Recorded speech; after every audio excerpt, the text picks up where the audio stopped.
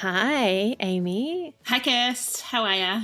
I'm good. How are you? I'm all right. It's Sunday morning and it's time for us to drop a Soulful Sunday ISO with Kirst Ames episode into your ears. I feel like we're just adding. So it was like just an episode. Say today would be meditation. Now it's in ISO with Kirst and Ames meditation. Now it's Soulful Sunday in ISO with Kirst meditation. No, we're just going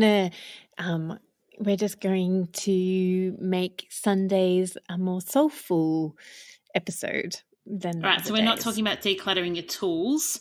We're talking about a meditation. Yeah, we're not also decluttering your soul. No.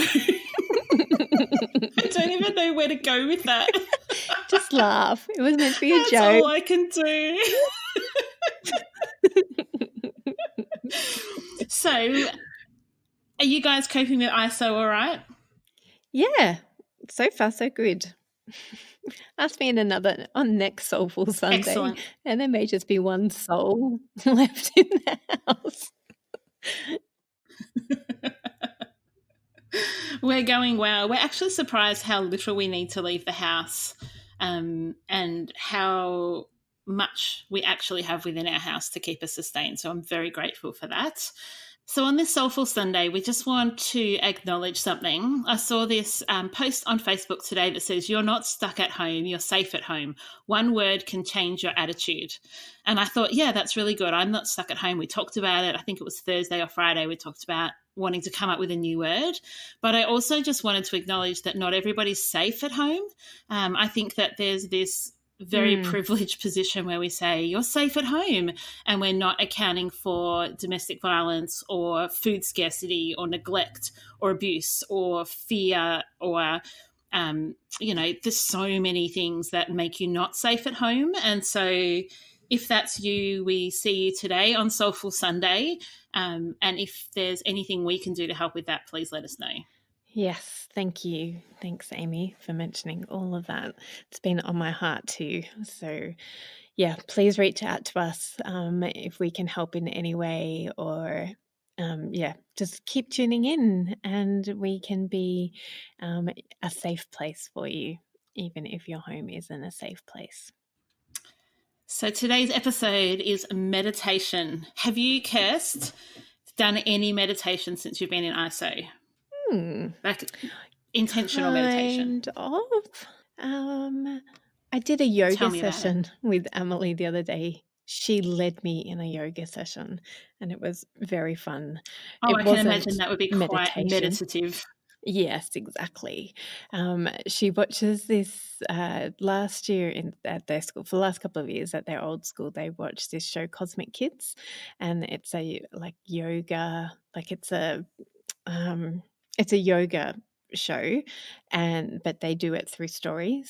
So Emily and I went on a picnic and we picked up food and put it in and then it was just fun. It's a fun way of moving our body, but it wasn't quite meditative. So no, I actually haven't done anything very meditative. How about you? Yeah, I've done quite a few. So a lot of you know that I have an anxiety disorder, which can flare at times. Like, it hasn't been exceptionally bad, but I've definitely had moments. But the meditation that I do has really, really helped with that. So I've done meditation twice in a group, and that's just with people that I would usually connect with in person, but we've done that online, and the person who leads that group has done a meditation, like as part of an exercise class. And I've been trying to do meditation each night before I go to sleep, just so that I don't lie there awake, catastrophizing in my brain. But I've also made myself a little pact, which I thought might be helpful for you, Kirst, or Emily, or our listeners. And that is, every time I see or hear the word breathe, I stop and do 3 really intentional big belly breaths and hold and release and wait and then take a big belly breath again. So I'm finding that, because there's lots of people like saying, just breathe, it'll be okay. I'm like, okay, I saw the word breathe. I stop and I breathe. Or if I hear it on a podcast while I'm listening, I stop and I do it probably takes 10 seconds. But I found that that's really helpful for me. Awesome. What a great way of anchoring it to something as well. Yeah, it's like doing your pelvic floor exercises when you're at a red light. You don't have to remember it, you just have that little trigger. Yeah. I was actually watching Operation Ouch with the kids the other night, and their episode, it was aimed at teenagers and mental health. It was all about mental health, actually, and it was fantastic. And they were actually talking about how cortisol, how our body produces cortisol and it increases our, when we're stressed, it increases our cortisol. And it was actually compared meditation or a yoga class with a singing class, and Oh, if either of those two were better for reducing our stress levels, and both of them came out with a reduction in stress levels. So I don't know if they were what type of doctor that they had on talking about it, but the research doctor that they had was saying that, yeah, as long as you're doing something that you love, it will and it will help to reduce your stress levels if you're doing something that you love. So if it's meditation, if it's in a joining pub choir, or they've been doing. Have you seen the virtual oh, choirs I that they're love doing? them. I Oh, love them. I was like, I wonder if we could do that with like the people in our church or something. oh, we should do it in our community. Get everybody singing. We should get Cal to actually write that "Don't Put It Down, Put It Away" song, and then do a virtual choir with that. That would be awesome. That would be awesome. All right, I'll get my husband onto it. I just had read this on Facebook too, which I thought I would read out from one of my friends, Jane. She says, a small tip from an article I read about a study done in Italy at the moment. Even if you can't sing, as in can't sing in tune, sing. Sing whatever gets your heart happy around the house or in the shower or outside or in the garden. Drive everyone in your house crazy with singing. It will lift your mood. People in your houses, in your homes, moods will lift. And your kids, most importantly, will get a sense of everything is okay. Mum and dad are singing. I really like that. That's awesome. Can I put a caveat to that though? um, Oliver has found this YouTube challenge that is listen to one song on repeat for 10 hours. And he chose to listen to Yummy by Justin Bieber for 2.5 hours yesterday. And the reason he chose that song is because we had said to him it wasn't entirely appropriate song for a 10-year-old. And so he thought, well, what better way to rid myself of my love of that song than by singing it for 10 hours? Um, and it is a very annoying, catchy song. And so I think that that would drive me batty if he actually had that going on out loud for another 7.5 hours that he's due to sing that for. That is a very long time to sing one song. Yeah, on repeat. So he goes, "Mum, I know every single word of that song now." And I was like, "Awesome." Thankfully, he doesn't quite understand the gist of that song yet. I remember singing. Have you heard it, Amy? I don't know the name, or I don't know anything musical. Like, I might recognize it, but I wouldn't know the name of it. Okay, well, it's about Justin Bieber singing a love song to his wife and how yummy he finds her. And it reminds me of this will make you all laugh. I remember singing, and it will also show my age. So there's a Neher Sherry song called Gigolo, which, and my dad actually had to explain to us what that song was because my sister and I had made a whole dance out of that song and performed it for my mum and dad. And he's like, girls, he's like, girls, do you know what that word means? And we're like, no. And when he explained it, we didn't dance to that song again. The good old 80s and 90s, hey? Oh, I know, like boom, boom, boom. Let's go back to my room. Like, oh my goodness, all these wrong songs. And then I get hung up about Yummy. Which I don't get hung up.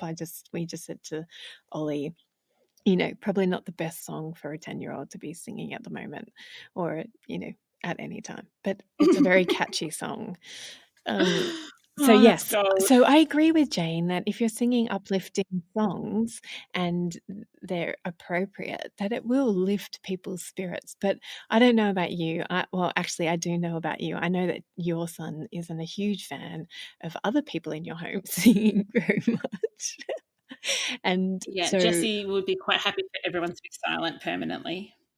yeah, and I know that Simon is happy when he's singing, but if we're singing, I got in the car the other day and Emily was like in a bit of a grump, so I started dancing in the car, and that turned her world upside down. She was laughing by the end of it because I was doing all these really silly moods. So I think that I agree with Jane that singing and dancing really lifts people's moods, even if you can't sing or can't dance. Oh, so good. Well, we hope that Soulful Sunday has put a smile on your face. It's given you some action to do. And tomorrow you'll have a regular episode drop into your podcast feed. And then Tuesday we'll be back with ISO with Kirst Ames. So we'd love you to rate and review our podcast. And we look forward to seeing you tomorrow. Hold on, we haven't done our gratitude. We haven't. Oh my goodness, we can't skip the gratitude. Okay, you go first. My gratitude today is that I can find various ways to meditate. I can spend time reading my Bible or playing worship music. I can spend time being grateful with my family, and I can just spend time out in the beautiful nature. And I find all those things meditative. So, yeah, that's what I'm grateful for. What about you? I'm grateful for my indoor plants. I'm grateful for two of my friends, Joan and Trudy, who have encouraged my love of indoor plants. And I've just really enjoyed nurturing them. I look after them usually, but I've just taken a bit more time over the last week when we've been in ISO and just moved them around and given them different light and taken them outside for an hour. And I love that even though humans have fear at the moment and uncertainty, that these plants are like, we just need water and we need sunlight. And they're just happy. And it is meditative as well, I think, just looking after people are gardening and looking after my indoor plants. And they give life back to us too. So it's good that you're looking after them. Because Simon went out and bought a plant for his study, actually. And I was most surprised. I mean, he loves gardening, but he doesn't like indoor plants because he's the only one who looks after them. Even though I love them and I love the air quality that they bring to our home. So I was surprised that he bought one. Good on him.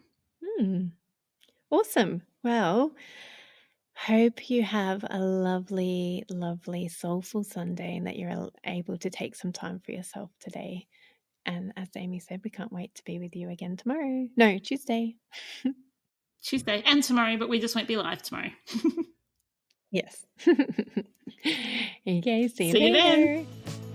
Thanks for joining us. If you've learnt something awesome today, we'd love you to leave us a review on iTunes or Facebook so others can find our podcast too. Don't forget you can see the show notes in your podcast app or over at our website, artofdecluttering.com.au. So if there's anything you want more info on, check it out there. If you'd like to join our supporter community, you can do so over at patreon.com/theartofdecluttering. We hope you have a great rest of your day and enjoy the freedom.